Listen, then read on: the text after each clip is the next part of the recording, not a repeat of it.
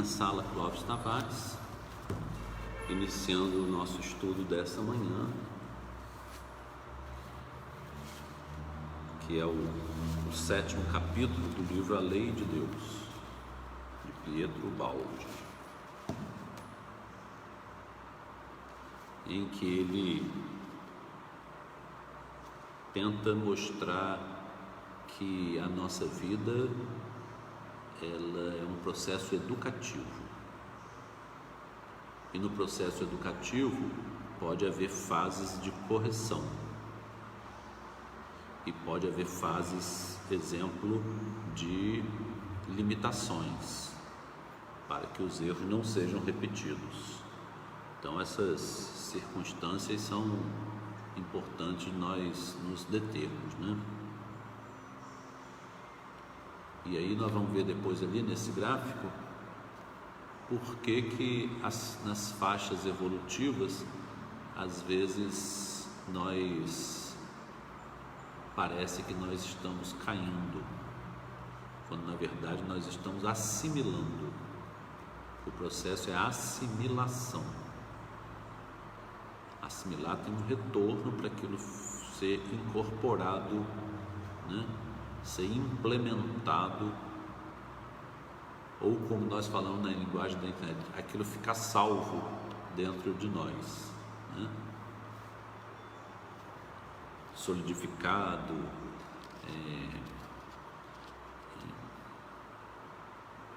substancializado, né? na nossa substância espiritual. Procuremos agora ver mais de perto a estrutura do mecanismo da lei, que, como observamos, dirige a nossa vida. Aqui está dizendo que nós precisamos entender o mecanismo da lei. Nós quase não buscamos entender o know-how, a metodologia, a mecânica da lei de Deus. Ela funciona dentro de uma lógica,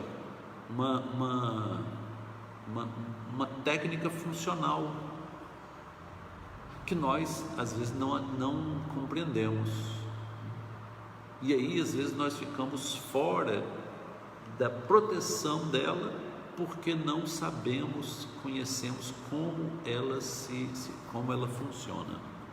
Temos verificado que o homem é impulsionado para as duras experiências da vida pelo seu instintivo e irrefreável desejo de felicidade, mas que esta na terra não pode ser atingida.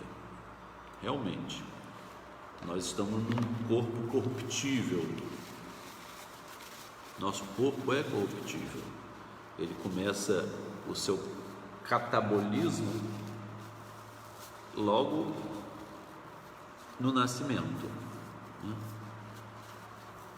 Desde que o ser humano está em troca com o ambiente, ele começa o processo catabólico, o que não acontece durante a gestação, porque ele não está em troca, ele está num ambiente fechado, sem trocas exteriores. Ele não respira pelo ar, né? Respira pelo cordão umbilical. Ele não se alimenta externamente, toda a alimentação já está dentro dele. Ele só inicia a troca, a interação com o ambiente após o nascimento. E iniciando essa troca, inicia-se o processo de oxidação e o catabolismo, né? O catabolismo necessário, que é a destruição celular, né? Então nesse contexto, a felicidade que está dentro nosso imaginário, porque no nosso imaginário a felicidade é a união com Deus, a felicidade é a reintegração no sistema divino. Então aquilo é uma nostalgia que fica presente. Todos têm essa nostalgia, né? Nós somos filhos de um grande rei, exilados numa terra estranha, e temos em raros momentos de chamada epifania, né? Aquela percepção alta que pode vir e que muitas vezes nós não conseguimos verbalizar. Pode dizer assim: eu tive uma percepção de alguma coisa, mas eu não consigo dizer o que é. Isso é uma epifania. Hoje se usa também a palavra assim, insight, ter uma visão interior das coisas, né?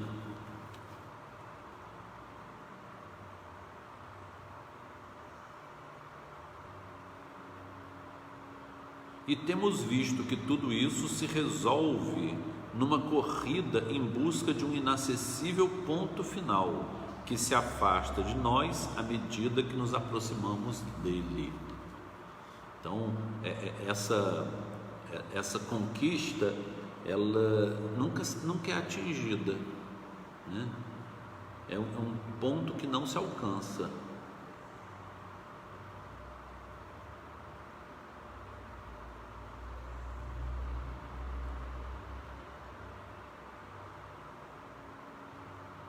E gera sempre outra diferença de potencial. Todo mundo lembra o que é diferença de potencial? Diferença de potencial são duas cargas elétricas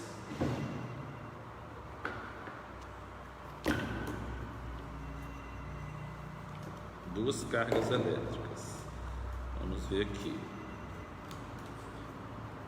essa carga aqui e essa aqui. A diferença de potencial faz com que essa venha para cá. DDP é do ponto de menor para o ponto de maior carga.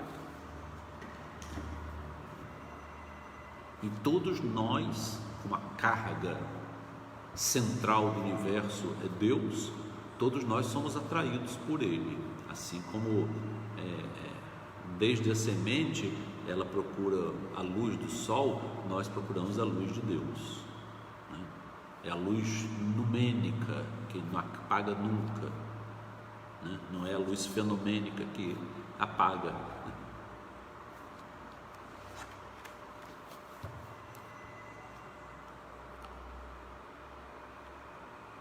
Embora não seja satisfeito nosso desejo, realiza-se a vontade da lei, que assim atinge o seu escopo, o de nos fazer evoluir, aproximando-nos sempre mais da almejada felicidade.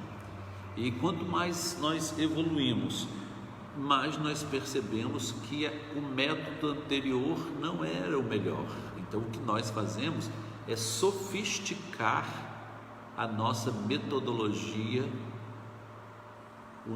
a nossa forma de buscar atingir a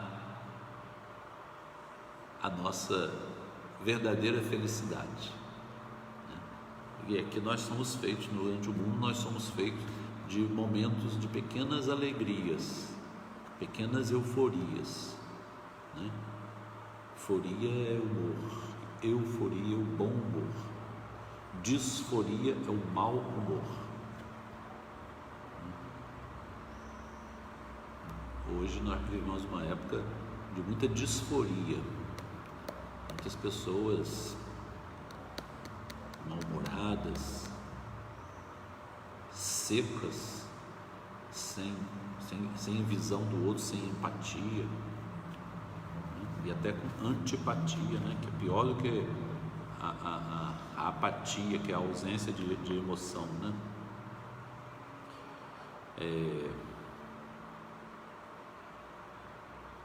Acontece desse modo porque a corrida, embora dolorosa e cheia de desilusões, conduz sempre à felicidade, apesar do caminho ser mais fatigante e amargurado do que o homem desejaria. Então, o caminho da busca é que nos traz fadiga e nos traz sofrimentos, porque nós não sabemos procurar. Diz Casimiro Cunha, numa quadrinha de muita sabedoria: é a nossa alma uma criança que nunca sabe o que faz, quer tudo que não alcança, e quando alcança não quer mais. Não quer mais porque já não faz sentido, né? Já não tem mais serventia. Quantas vezes nós mudamos completamente a nossa opinião acerca de uma coisa? Isso é muito sério, porque nós defendemos alguma coisa que depois não faz mais sentido. Desejamos uma coisa que não faz mais sentido nenhum para a gente. Todo mundo já passou por isso ao longo da vida, e quando se atinge a fase adulta, nós continuamos um processo desse processo catabólico, né, de destruição de certas coisas, e nós destruímos também, acaba sendo destruído em nós, os desejos instintivos, que eles são aspectos muito temporais da nossa existência física, né? Outro sim, o que parecia ser crueldade da lei, revela-se como sua bondade e profunda sabedoria. Tem pessoas que indagam por que Deus permite a morte, por que Deus permite a enfermidade, por que Deus permite a coexistência de pessoas que almejam o bem com pessoas que se comprazem no mal. Então, essa coexistência, ela faz parte de uma fase evolutiva da nossa sociedade. Nós precisamos estar atentos que nós somos uma sociedade em evolução. Nós estamos, de uma certa forma, coordenados num conjunto evolutivo, e esse conjunto evolutivo está hoje vivendo um processo de depuração, porque ele vai atingir um outro patamar. Nós vamos ver isso aqui nesse gráfico. Quando ele atinge um outro patamar, alguns ficam dissonantes desse outro patamar, então não afina, então não pode ficar, porque esse conjunto vai agora se depurar de outras coisas para atingir futuramente outro patamar maior ainda, mais próximo de Deus, com mais clareza, com mais lucidez espiritual, com mais compreensão do outro, com mais empatia, praticando não só as introspecções necessárias, mas a vivência do ponto de vista do outro, entrar no ponto de vista alheio.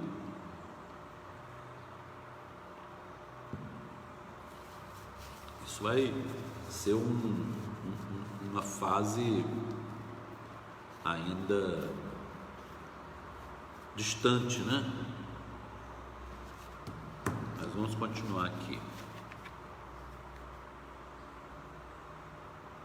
A conclusão é a seguinte: esse jogo complexo representa somente uma escola destinada a ensinar disciplina da lei, o que é possível atingir sempre com inteligência para o nosso bem, dirigindo-nos sabiamente pelos seus caminhos. O mais importante de tudo isso é que vamos subindo de um plano de existência para outro mais elevado, onde vão desaparecendo a prepotência, a injustiça, a maldade, as lutas e os sofrimentos que atormentam o ser nos planos inferiores, né? Eu me lembro, na nossa infância, que a gente zangava com o nosso gato quando ele matava um passarinho para comer, e a gente dava comida para o gato, né? A gente falava com ele: não precisa matar o outro ser vivo, você tem alimento aqui na nossa casa, né? E muitas vezes o nosso alimento que nós estávamos dando a ele adivinha de um outro ser vivo que nós também usávamos, né?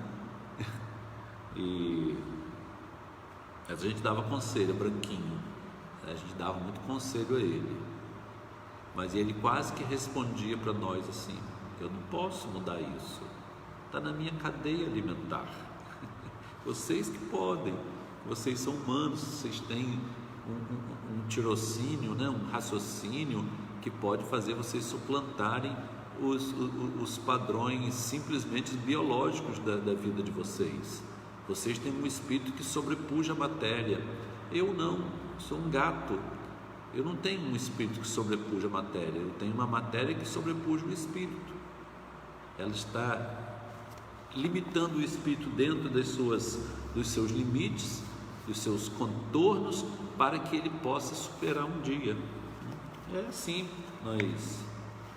é possível compreender agora o significado e a finalidade da luta pela vida, que é a lei do nosso plano. Esta lei, nesse seu aspecto tão duro, não é princípio biológico universal, mas qualidade dolorosa particular aos planos inferiores da existência, próximos aos da animalidade, existindo apenas como meio de ser superado, destinado a ser relegado aos planos inferiores pelos seres em evolução. Os diferentes planos da existência são regidos por princípios diferentes, de modo a desaparecerem lutas e necessidades à medida que vamos subindo a escada evolutiva. Então essa luta pela vida, pela sobrevivência, que faz com que muitas pessoas se digladiem, né? E entrem em faixa transitória de conflitos existenciais, essa luta pela vida vai desaparecer. Nós estamos reproduzindo psicologicamente as disputas que os animais fazem por seu território, né? Para demarcar seu território, proteger seu território, proteger os seus, a sua prole, atacar os que tentam penetrar no seu território. Nós estamos reproduzindo em escala social esses padrões. É evidente que esses padrões vão sofrer uma alteração, e quem estiver dissonante com um novo padrão de amabilidade, de doçura, de hospitalidade, de percepção de que reter algo que falta para outra pessoa é antivital. Então nós temos que pensar na sociedade, quando nós não perdemos a visão dessa empatia social, né? Aí a gente fica só no egocentrismo, aí a gente está fadado ao erro. Nós temos que ter essa noção de que nós somos parte de uma humanidade, parte de uma sociedade. Enquanto essa parte não conseguir se integrar no todo, ela não vai acompanhar esse todo quando o todo mudar de padrão, né? Eu vou para o quadro agora, porque nós vamos interromper um pouquinho e possivelmente, talvez nem dê tempo da gente continuar, porque já são 10:50, então tem que ir para o quadro, que é muito importante, até porque ele diz respeito à nossa compreensão, né, da lei de evolução.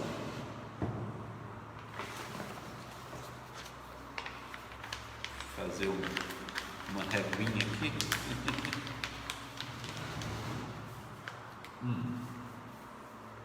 Aqui nós temos esse eixo e esse eixo. Isso aqui é um gráfico cartesiano, né? Esse eixo aqui é o tempo,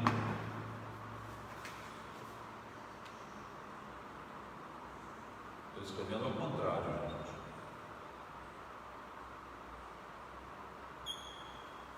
E esse eixo aqui é a evolução.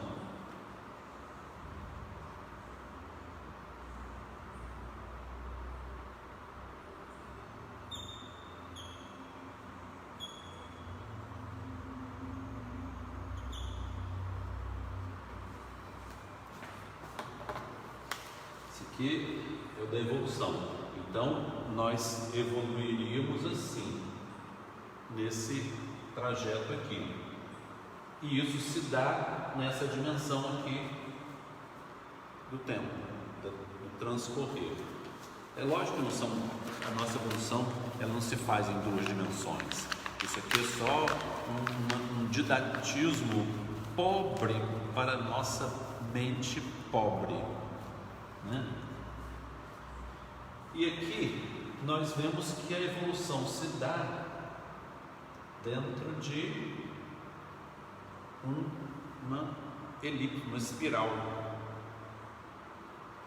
Então essa espiral aqui, ela tem uma fase ascendente, uma fase descendente e a fase ascendente, né? Essa fase ascendente ela passa para outra espiral, que aí tem uma outra fase ascendente, uma fase descendente, outra fase ascendente de novo. É isso que nós temos que ver. Na primeira fase ascendente é a aquisição. Na fase descendente são as provações, são as aprovações e expiações. E a nova fase ascendente de novo, dentro da mesma faixa, que nós vamos assimilar os conteúdos adquiridos na primeira fase ascendente. Nessa segunda fase ascendente é a fase de consolidação, que as coisas se tornam incorporadas à nossa personalidade espiritual. E isso dessa primeira faixa aqui, né? Vocês estão vendo que eu fiz aqui, marquei 2 vezes. Isso aqui é uma faixa evolutiva. Então nós estamos dentro dessa faixa. Isso é tão interessante que vários pensadores pensaram que a evolução se dá num círculo e não sai desse círculo. Poucos perceberam que há um salto quântico para a próxima faixa, né? A obra de Petrobaldi nos explica isso, que isso se dá até na matéria, né? A matéria, a evolução se faz dentro desse fenômeno cíclico, mas depois tem um salto quântico para uma outra faixa anterior. Isso se dá em todas as formas de energia, em toda a série chamada série estequiogenética, que é a tabela periódica, né, dos elementos químicos, que Petrobaldi explica de outra maneira.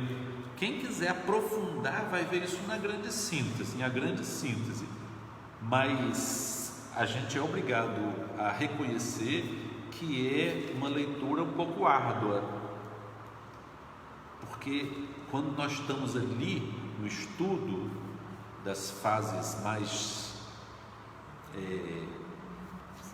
materiais da lei, às vezes fica extenuante, a gente perde um pouco a visão do todo, né? Mas é necessário. Certamente nós vamos pensar um dia em fazer um estudo da grande síntese. Então vamos ver aqui essa evolução aqui, porque entre esse ponto evolutivo e esse ponto evolutivo há uma diferença muito grande. Nós podemos dizer que a Terra, o contingente reencarnado e em estado de erraticidade que pertence à Terra está aqui nessa faixa, né? Faixa 1. Então aqui existem pessoas que estão muito bem, que estão aqui nesse ponto aqui, e tem pessoas que estão muito mal, que estão nesse ponto aqui. Aqui são pessoas com dificuldade de empatia, que se comprazem no mal. Aqui tem pessoas que são mais humanizadas, sentem a dor do próximo, têm simpatia por causas bonitas, se interessam e buscam essa vivência espiritual. Deixa eu ver se alguém está falando sobre o som. Mamãe que está fazendo uns comentários ali, porque ela estudou, mamãe conheceu mais Pietro Baldi, né? Ela conviveu um pouco com ele por causa da proximidade com meu pai. Ela fazia parte de uma diretoria de uma associação brasileira da Universalidade do Cristo, né? E aí ela aprendeu, né, com o próprio professor. Então estamos vendo que aqui é essa faixa, e que todo contingente em estado de erraticidade, reencarnado ou não, desencarnado e reencarnado, a erraticidade e o contingente encarnado estão nessa faixa. Eventualmente alguém de uma faixa anterior vem para ajudar a evoluir. Essas são missões, né? Aí não se trata desse processo evolutivo aqui, é uma outra categoria de processo evolutivo que nós não vamos ver. Isso aqui, essa categoria de processo evolutivo, é o nosso processo evolutivo que nós conhecemos, de seres que buscam a felicidade, que buscam se despojar das suas imperfeições morais, das suas imperfeições até físicas, né?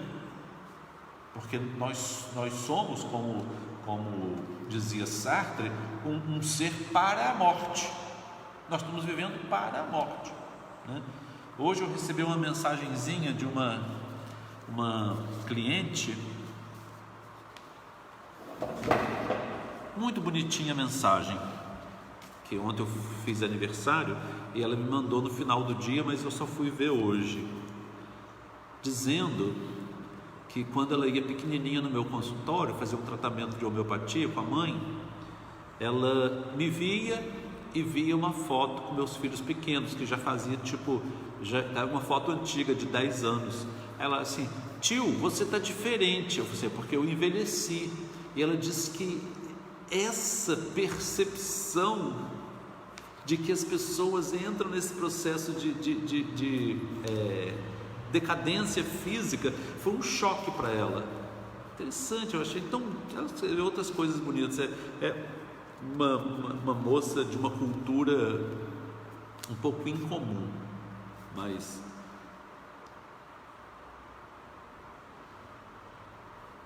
as palavras dela me fizeram muito bem.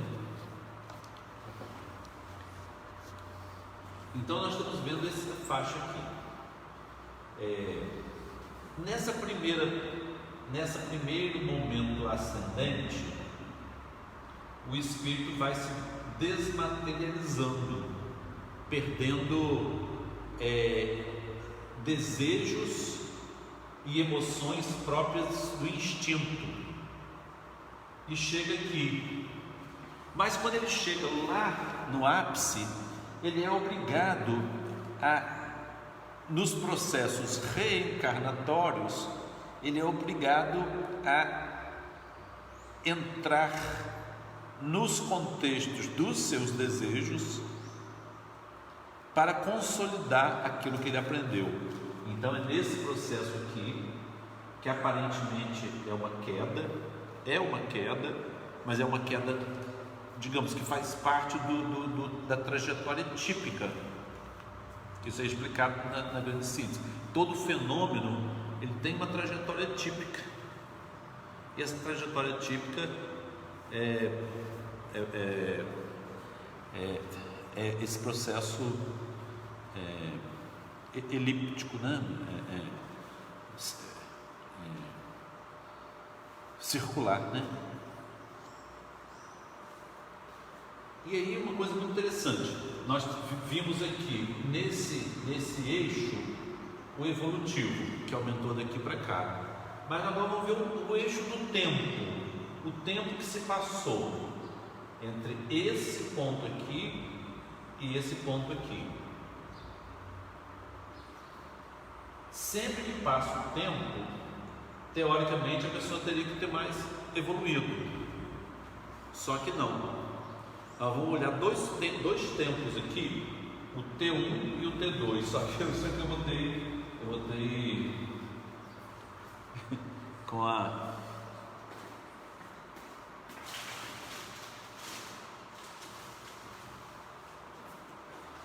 eu botei sem inverter, tentar inverter T1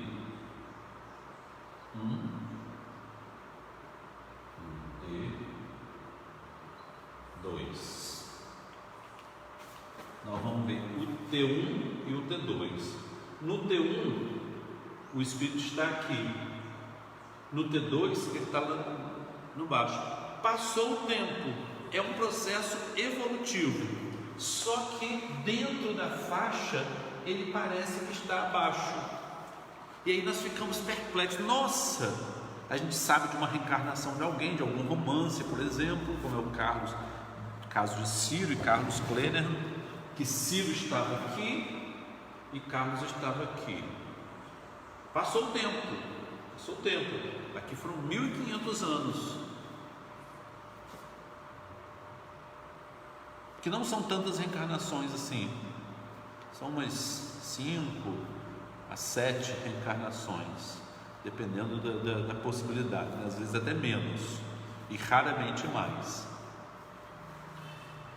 E nesse processo ele estava tentando consolidar o que ele aprendeu com Ciro, mas na tentativa de consolidar, ele muitas vezes ele perdia a oportunidade, porque a gratificação que a busca do prazer, quando nós estamos na matéria, dá, a gratificação é imediata, e a gratificação da evolução espiritual é muito remota. Então muitas vezes nós não temos a competência de trocar uma gratificação imediata para uma gratificação imediata, remota, para o futuro. Até porque é preciso nós nos atermos nisso. Muitas pessoas, muitos religiosos mal intencionados usam essa gratificação a posteriori para enganar e oprimir pessoas na sua vida material. É o que o cristianismo fez. O cristianismo, no seu processo de civilizatório da humanidade, um processo que partiu de 2 princípios errados, que a visão cristã tinha que ser imposta aos outros povos colonizados, e o outro pressuposto, que eles eram, por ter a branquitude da pele, uma raça superior aos não brancos, aos asiáticos, aos africanos, inclusive trazendo os africanos, expatriando os africanos para os solos de outros países. E interessante, gente, olha só que coisa, os 2 países mais escravocratas da América foram os Estados Unidos e Brasil, com o maior contingente de escravos negros trazidos da África pelo tráfico internacional de pessoas. Tráfico de pessoas. Tráfico esse que, mesmo depois da proibição inglesa, que a Inglaterra não queria mais isso, a Inglaterra estava numa fase do seu capitalismo que exigia comércio.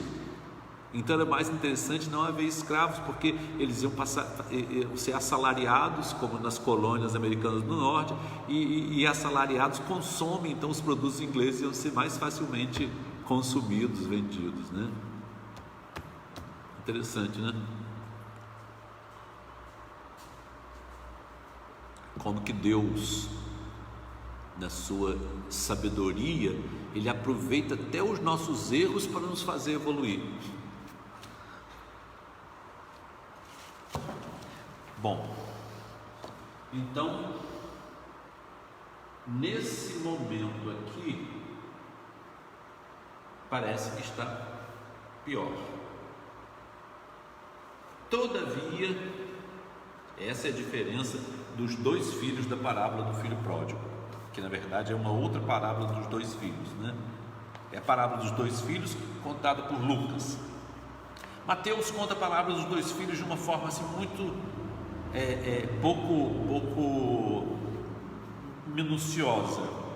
Um filho fez a vontade do pai depois de se rebelar, e outro filho disse que faria e não fez. A palavra dos dois filhos, ela se resume a isso.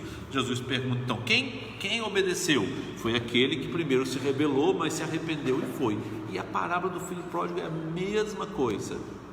Um se rebelou, quando chegou aqui ele se rebelou e teve essa queda moral violenta, e lá no fundo da onda involutiva, ele começa a ascender. Então isso já foi uma fase de consolidação.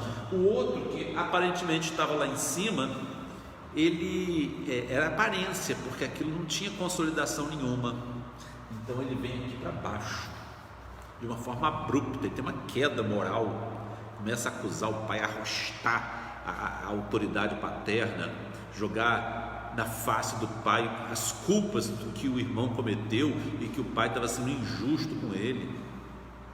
Então assim, a queda moral, essa dimensão moral é muito mais difícil de ser percebida do que a queda instintiva própria da nossa encarnação. Todos nós, na nossa reencarnação, passamos pelas provações dos instintos.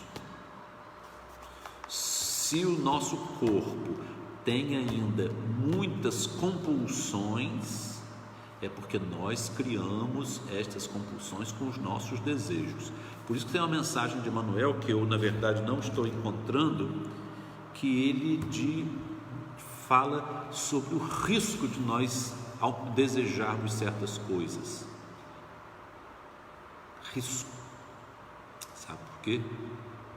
Porque nós podemos alcançar essas coisas e essas coisas serem alvo de queda. Papai dizia uma coisa muito interessante, que essa faixa evolutiva também ela é formada de círculos concêntricos menores. Então, eu vou fazer um outro aqui, explicando assim. Aqui é outra. Ó, vou fazer só essa daqui. Não escreve. Vou fazer azul mesmo.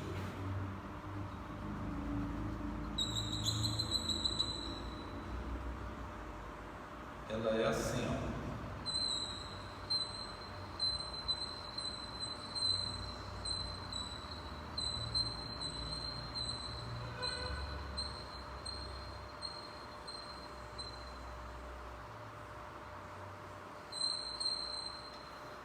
Por quê? Porque isso é típico. São círculos concêntricos em círculos concêntricos em círculos concêntricos. Até em nossa vida nós temos fases de ascensão e fases de queda numa mesma existência, porque nós não consolidamos o nosso aprendizado. Isso os professores sabem muito, porque eles sabem que os exercícios que eles passam para os alunos são uma forma de aprendizado. E os melhores professores, vou dar um exemplo da matemática, que é uma matéria assim, muita abstração e que tem assim uma aversão muito grande dos alunos. A grande parte tem uma aversão muito grande. Quem gosta, quem já caiu a ficha, tudo é facílimo na matemática, mas para uma grande maioria aquela abstração é muito dura. Pensar naquelas coisas da álgebra linear, aquilo pode ser muito difícil, muito impactante para a nossa realidade, muito aritmética, né? Bom, o bom professor, quando ele dá uma prova de arrasar, a turma, e ele faz propositalmente E depois ele diz o seguinte: olha, a nota dessa prova não vai valer. Aí diz: obrigado professor, eu fui péssimo. Você não, a turma toda foi, eu sabia. E essa nota não vai valer. Mas vocês vão juntar as cadeiras, naquele tempo que podia ficar juntinho, vocês vão juntar a cadeira e nós vamos refazer a prova juntos, né? Então todo mundo ficava juntinho, o professor se aproximava mais também, né? Então estava todo mundo pertinho do quadro, né? Quadro negro. Aí ele ia refazendo uma a uma as perguntas. Aí um olhava para o outro, e refazia a prova conjuntamente para que aquilo assimilasse. Então agora que vocês estão confiantes, entenderam? Agora eu entendi, mas eu não tinha entendido isso na aula que eu também não tinha entendido, quando eu estudei em casa eu não entendi, entendi. Então agora vocês estão preparados para uma outra prova. Então todo mundo guarda seu material, que nós vamos fazer a prova agora. Agora, professor, agora. Nós temos aulas geminadas, então a segunda aula vai ser a prova, né? A aula geminada, que a gente falava aula germinada, mas deve ser germinada mesmo, porque ela germina dentro de nós um conhecimento maior. As aulas germinadas eram ótimas. Matemática era um tal, matemática e física era um tal de ter prova, a aula germinada. Então, e aí as notas são maravilhosas. As notas são maravilhosas. Isso simplesmente porque recapitulou. E isso acontece nas nossas existências, né? Então, nas nossas existências, nós temos fases de ascensão e fases de decréscimo, mas quando nós subimos para uma outra faixa naquela própria vida, através da maturidade da faixa etária, e tem pessoas que já estão na fase de maturidade e estão abaixo de quando era jovem, e só quando ela entrar na decrepitude mesmo que ela vai fazer outra fase evolutiva, que é o desapego das coisas. É o inverno da vida. Por isso que Paulo pede a Timóteo para vir antes do inverno. Nós temos que ir antes do inverno da vida, porque no inverno, quando a gente evolui nessa fase aqui do final da vida, aquilo praticamente não assimilou mais. Então nós vamos repetir o ciclo, porque os ciclos são repetidos.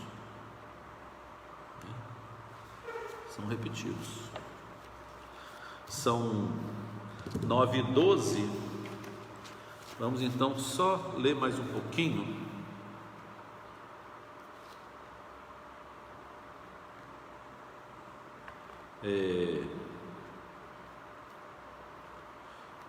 Continuando ao longo desse caminho, acabaremos por atingir um plano onde as luzes necessárias já não existem. Isso significa que as necessidades da vida, pelas quais tanto se combate, serão solucionadas sem luta, gratuitamente. Nós vamos atingir o bem que a gente quer sem luta nenhuma. Explica-se assim porque o fenômeno da providência divina se realiza inclusive em nosso mundo, a benefício dos mais evoluídos, pertencentes pelos seus merecimentos aos mais altos planos da vida. O esforço atingido pela lei é pesado, mas a sua justiça, à medida que avançamos, vai tornando sempre mais leve. Quanto mais ascendemos, tanto mais diminui o esforço necessário para continuar a ascensão, aumentando ao mesmo tempo o rendimento do nosso trabalho. Então, se nós evoluímos, agora, isso aí é interessante nós anotarmos que isso acontece com a sociedade também. A sociedade faz o mesmo movimento, o mesmo moto típico. A sociedade evolui fenomenicamente também dentro desse contexto. Então a sociedade chega a um ponto auge onde ela cria assim por exemplo, a Grécia criou a democracia, mas era democracia para poucos, só para os nobres, né? A Revolução Francesa queria atingir igualdade, fraternidade, liberdade, mas perseguiu, matou, levou a forca, os seus próprios membros se desentenderam. Então tem a fase evolutiva, mas tem. E quando nós nos adequamos a um processo civilizatório mais sofisticado, nós também estamos evoluindo. Por isso que é muito simplório dizer assim: para a sociedade melhorar, basta cada um se melhorar individualmente, cada um faz sua evolução, que aí a sociedade melhora. Isso é muito poético, muito bonito, mas é simplório demais, porque uma grande faixa depende da evolução do todo para ela acompanhar o todo. São poucos que são os que farão o movimento ascendente. Uma grande parte acompanha, vai no vácuo daquele movimento ascendente.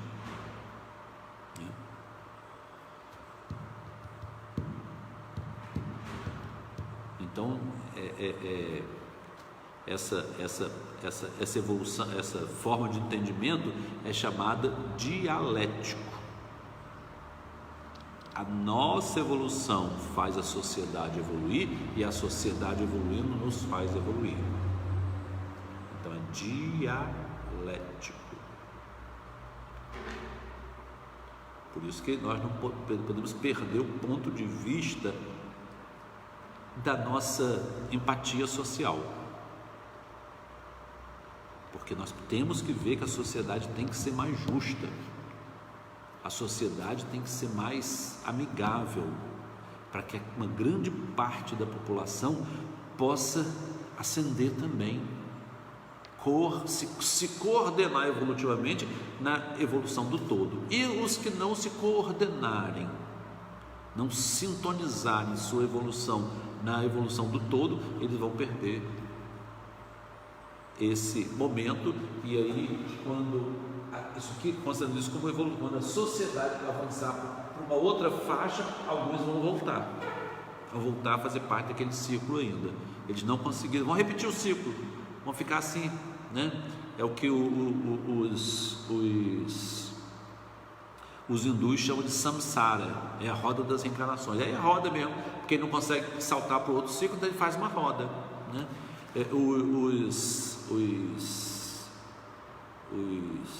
Os druidas,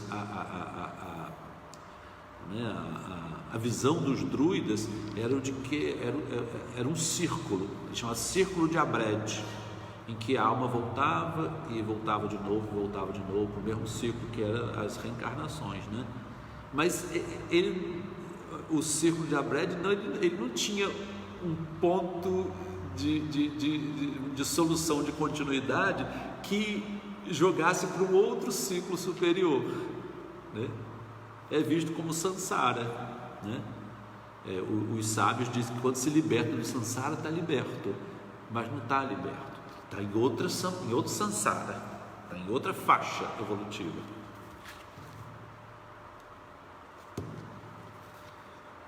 Compreende-se e justifica-se assim a dura necessidade do trabalho em nosso mundo. A razão última da existência desse trabalho não se pode, no entanto, encontrar na Terra, porque dele, em última análise, não fica nada de definitivo. Tudo que fazemos está sujeito à caducidade. Caducidade é morte, né? É o que Sartre dizia: nós somos um ser para a morte. Até o trabalho parece tarefa de escravo condenado a construir eternamente sobre areias movediças. É o mito de Sísifo, né? Ele levava as pedras para cima, depois trazia e levava de novo, né? Muitas pessoas fazem isso, um trabalho inútil, construir coisas em areias movediças que vão afundar, né? Por isso que Paulo diz: combati o bom combate, que muitas pessoas passam a vida inteira combatendo combates completamente inúteis, né?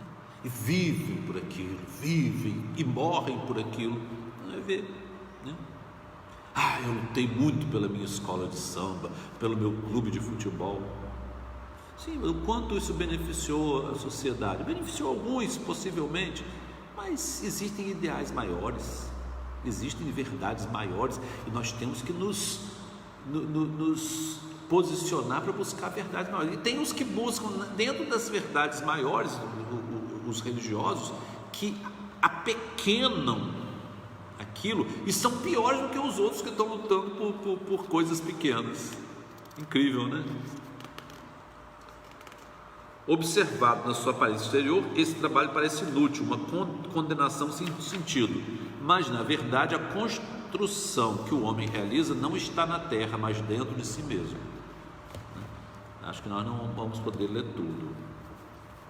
Se suas obras se reduzem, afinal de contas, a um deslocamento da matéria que permanece na superfície terrestre, onde esse contínuo esforço aparenta em sua essência ser apenas uma corrida atrás de ilusões. Não é inútil, porque a vida é uma vitória terrena, mas representa uma fadigosa experiência para aprender. Tem um homem que teve um sonho em que Deus mandava ele empurrar uma pedra. Nós vamos continuar esse capítulo na próxima aula. E ele viu que ele passou a vida inteira empurrando a pedra. Quando chegou ao final da vida, foi um sonho longo, ao final da vida ele viu que a pedra não se moveu. Não se moveu, que era um bloco de pedra enorme, maior do que ele. E ele, apesar de ficar a vida inteira empurrando, ele não conseguiu.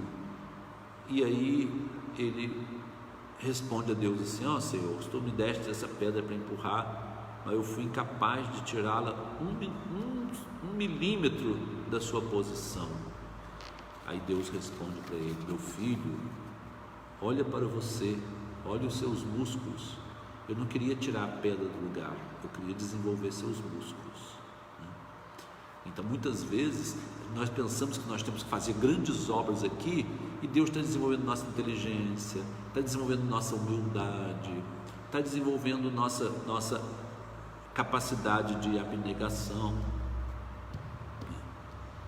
E muitas vezes nós ficamos, né? A maternidade não é uma excelente escola.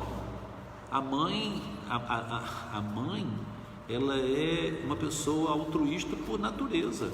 Ela tem que pensar no filho primeiro, né?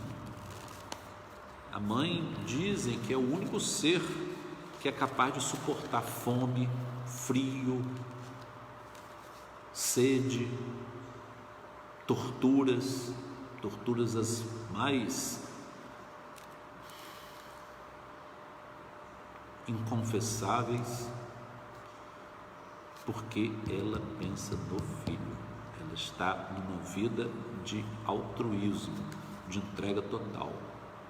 Isso é muito sério. Então é por isso que nós precisamos inverter nossa polaridade sexual, para nós termos a experiência feminina da maternidade. Precisamos ter biologicamente, para nós conseguirmos ter a dimensão empática da compreensão. Nós estamos só lendo e nos informando cerebralmente, mas não vamos ter aquela imersão empática que é vivenciar uma vida num corpo de mulher, como também vivenciar a vida num corpo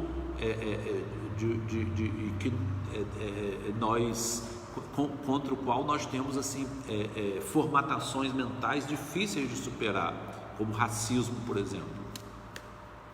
Eu posso dizer: não, eu não sou racista, não, eu tenho amigos negros, pretos, e eu sempre, desde a minha infância, mas isso é uma desculpa esfarrapada, né? Uma desculpa esfarrapada. O racismo vem, o racismo, segundo o Silvio, esqueci o nome dele, ele diz que ele está na estrutura da sociedade. Está na estrutura, a sociedade é racista. Então nós incorporamos esse modelo na nossa vida em geral. Então, para nós nos despojarmos dele, nós temos que fazer a imersão dentro disso através de uma reencarnação lá. Foi o que aconteceu com o Publio Lentulus, que ele, reencarnando entre os judeus, ele pôde superar aquele orgulho racial que ele tinha quando ele era romano, né? Então, o racismo dele veio por terra através da experiência de imersão na carne dentro da conjuntura social, política, econômica que ele tinha tratado com tanto desprezo, sem empatia nenhuma. Isso aí é coisa para muitos estudos. Empatia por imersão.